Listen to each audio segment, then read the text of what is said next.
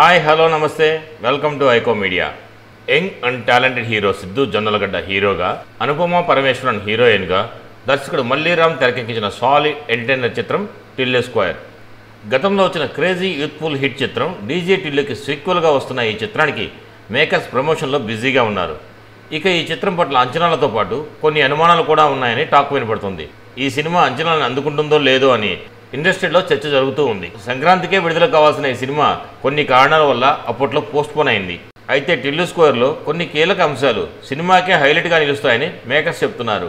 Entertainments ఎలాగూ double లెవెల్లో ఉంటుంది, కానీ ఈసారి మొదటి కంటెంట్ కంటే మంచి కంటెంట్నే తీసుకున్నామని మేకర్స్ చెప్తున్నారు.